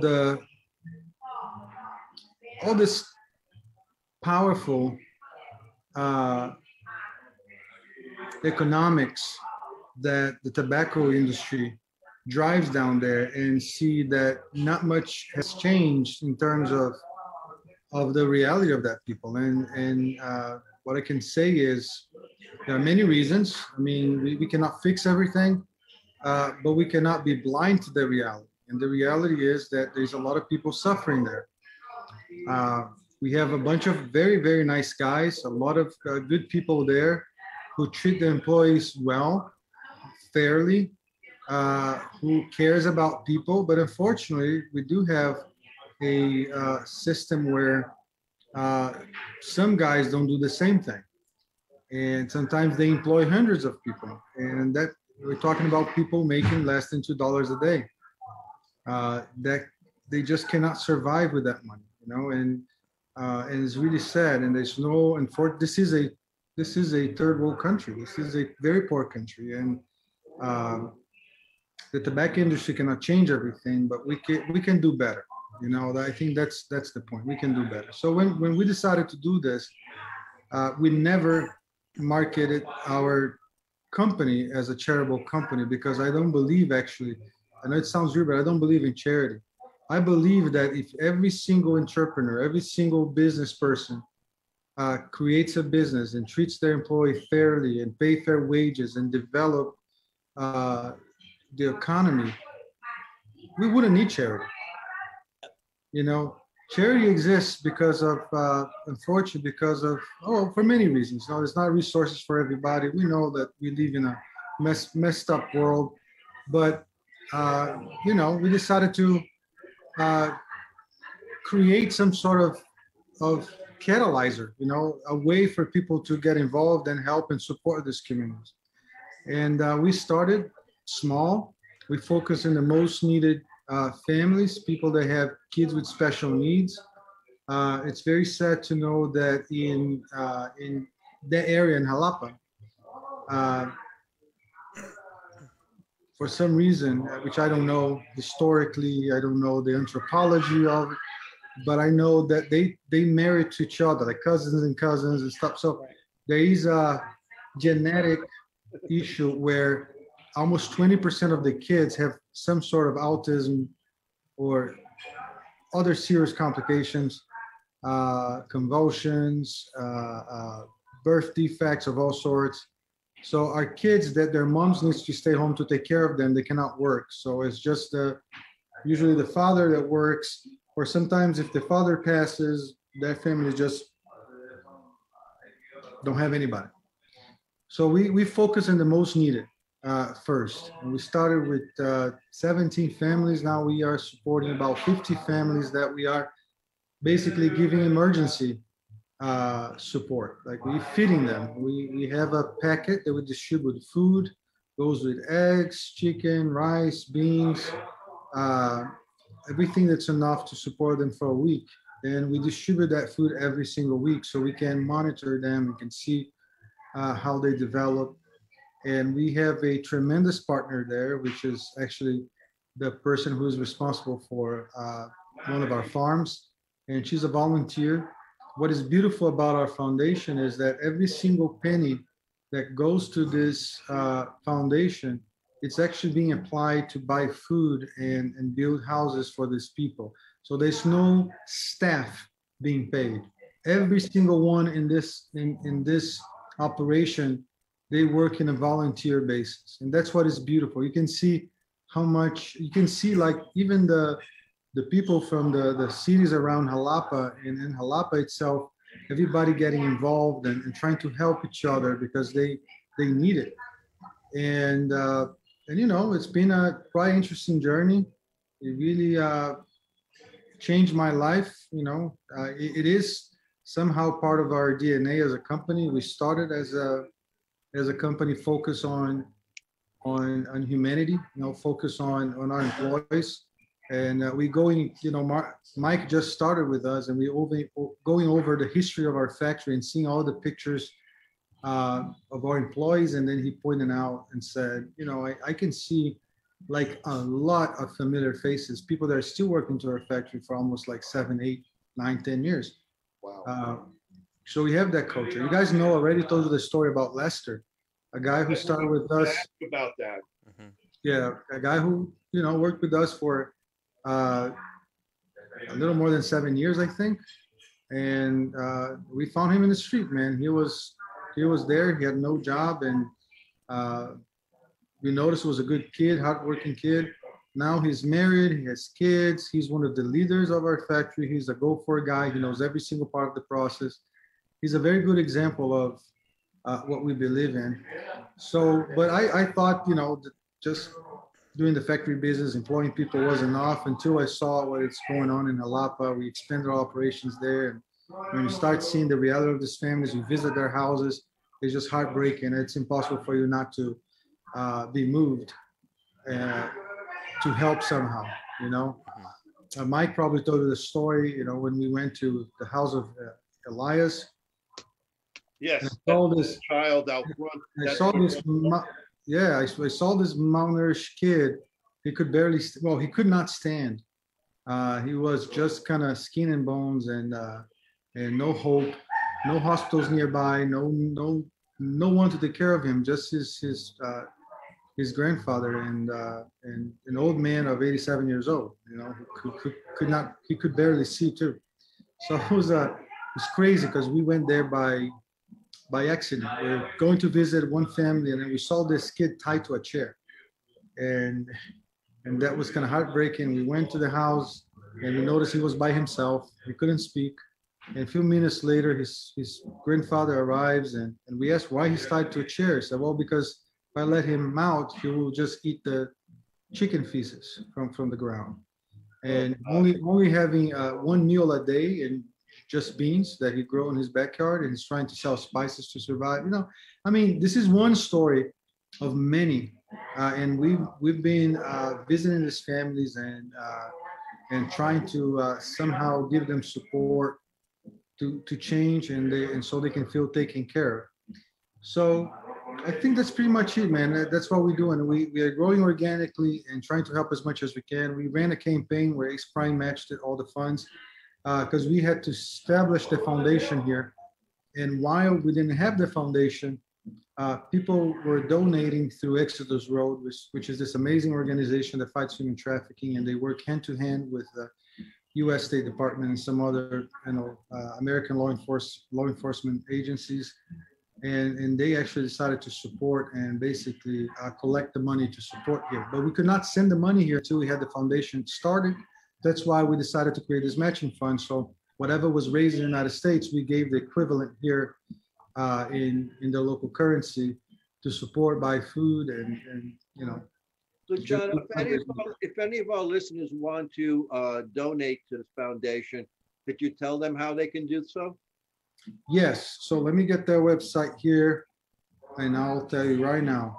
Yeah, Mike mentioned that he was able to raise $2,000 through his friends and family. He's going to give, and he was able to take care of 30 families for a month or something like that, which is simply That's correct. spectacular. So the website is donate.onecause.com / not slash.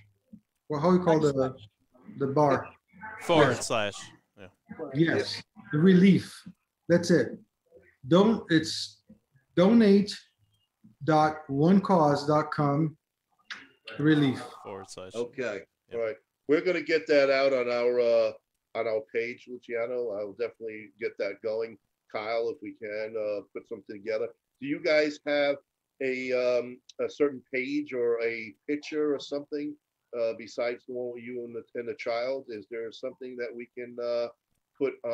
Any marketing materials that you may have? Yeah, so we are working on it. We're structuring the foundation. We have a website being built for people to go and visit and follow up with the stories.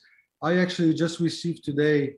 I can show you here a little bit. Actually, I can. If you actually make me a co-host, Kyle, I can share my screen and show some of the pictures. Yeah. And you guys can see some of the stuff that we did actually this morning. All right, you're all good. Oh, okay.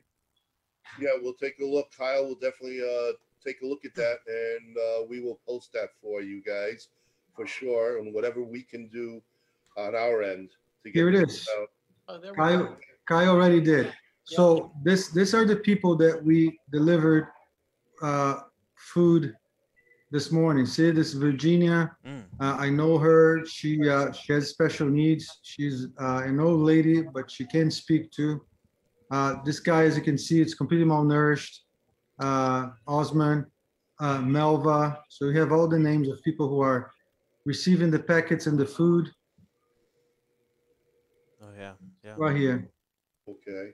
Felicita, as you can see, most of these people, if you look at the back, you see sewage in the back. You see, I mean, they don't have even like a roof. You know, it's really, really sad. So these are all families. Wow. Today, the total of 37 families were supported by our foundation. That's fantastic. That's great work. Amazing. Absolutely amazing, Luciano. Fantastic. And now we ran a campaign, so we are supporting local businesses. They are building beds because most of these people they sleep in hammocks or most of the times just in the floor. You know, and the floor is basically dirt. If you look at all the houses, you see that extremely poor houses. So for this kid, we bought the wheelchair as well. So this is Maite, she had a severe skin disease and we treated and she's much better now. Also malnourished, and now she's getting her at least 3 meals a day, plus the snacks that she needs, vitamins. These are all human beings, man. People from Jalapa. That is amazing. Wow. Oh gosh. Beautiful. Brother, once again, not only do you do fantastic work here on what you do here in the States, but now what you're creating back there in Nicaragua is absolutely stunning. It's amazing. Amazing work. I know I can speak for the four of us. Thank you very much, because and whatever we can do to help promote this. Let me introduce you this guy here. Okay. This is Oscar. Hey, Oscar. Oscar is one of our oldest employees too. ¿Por cuánto tiempo trabaja con nosotros ya? 8 años. He's been with us for 8 years. Bravo. So he's one of our managers. Awesome. He takes care of everything. He's the one who goes to the processing facilities, bring the tobacco, takes tobacco, travels. When we're not here, he manages the floor room. I mean, this guy knows everything about cigars and tobacco. 8 years of history working with our company. Muy bien, Oscar. Perfecto. Muchas gracias. Mucho gusto, un placer.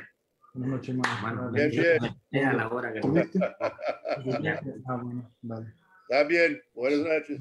And I just want to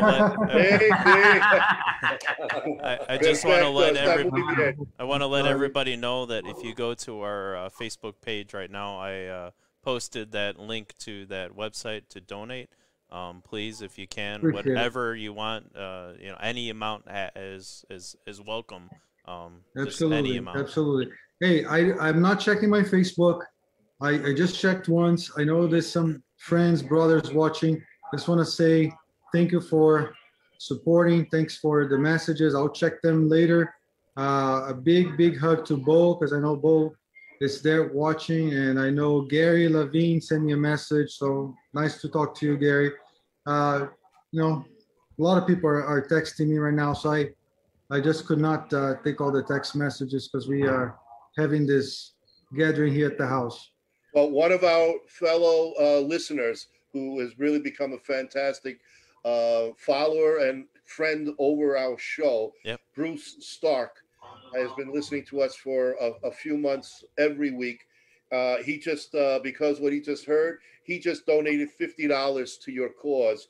Appreciate it. Thank you very much, bro. He just heard that on the show. Bruce, thank you. Thank you, Bruce. That is fantastic. We really appreciate it. Thank you very much, Bruce. I appreciate it. And the rest of you also, please help the people in Nicaragua. Follow suit, get involved, whatever you can. You just seen what Luciano has done in a very small period of time, and a lot of people are counting on everything. Every dollar, every penny counts down there. Mm-hmm. So Luciano, thank you. We know you have to go because of your people, but you and I still have to talk another time. So you let me know when, because we got to get some other things going on. But we had you long enough. We want to thank you for taking your time. Thank you, Luciano. Thank you. Thank you. Thank you for everything. Thanks for the invitation. Thank you, guys. You guys are awesome. We'll talk to you soon. Take care. Thank you. Thank you. All right. Enjoy. Folks, that was Luciano Merieles from Ace Prime Cigars. As you can see, humanitarian for sure in what he's done, and his team is unbelievable. So stay on board right now for our next segment, the final segment of the show. I thought we were going to eliminate that tonight. Yeah. No, no. Are you kidding? Frank stayed up late just for this. I stayed up very late for this. Look, I brought my cast of characters with me. I see that. I see that. Yes, folks. Tonight's winning answer will get a beautiful Corona cigar. No, they're just going to get the cardboard. Jeff and over here. The cardboard. It fits me good.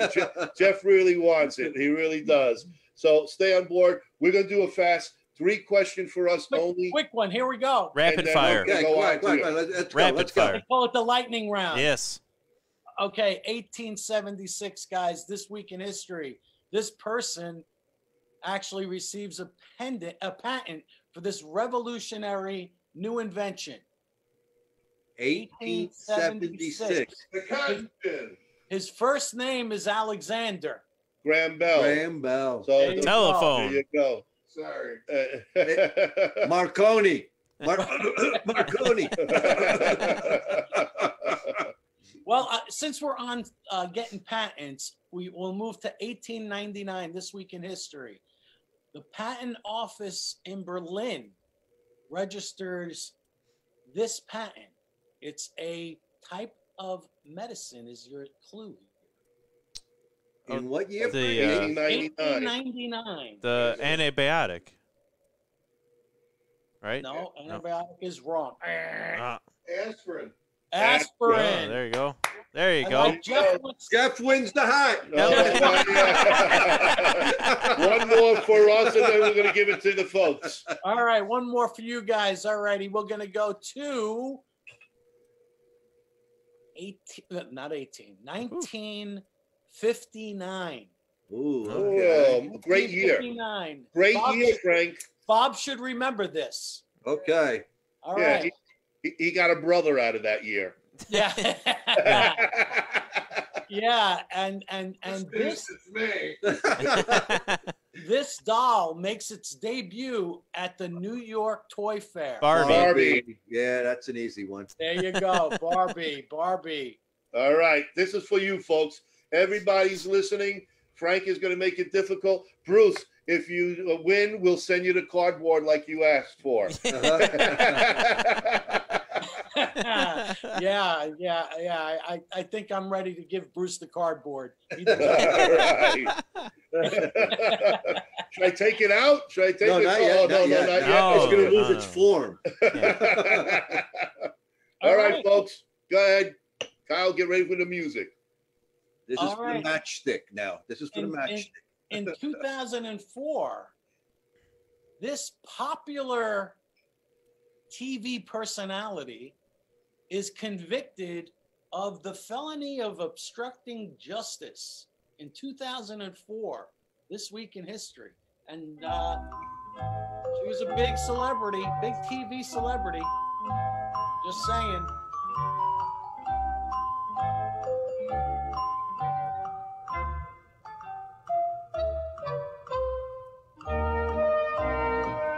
And she has kind of made a comeback. Oh yes. What's her name? Shut up. She hangs out with. Shut up. You guys, why are you Shut up. trying to answer? It's for the crowd. You buffoons. All right, Ronnie is Bruce right Stark. away. Ronnie always. Bruce wins it. Martha Stewart. Martha Stewart. Give it to Bruce. He deserves it. Bruce, I'm taking the cardboard out. Hey, Ron, send Bruce the cardboard in a flat yellow manila envelope.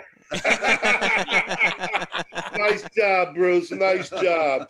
Oh, wow. Good one. Really good one, guys. Jeff is looking so sad right now. Oh, He wanted that hat so bad. we got another one for you. We'll come back next week. We'll have another hat for you.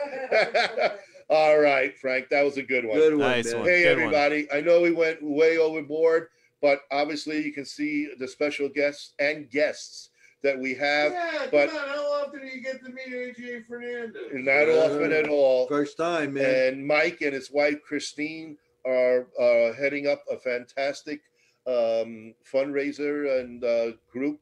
So I hope you all jump on board. Kyle's going to put that up on our Facebook page.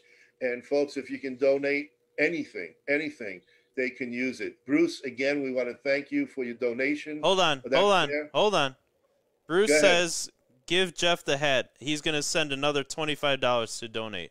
Oh, I don't. Oh.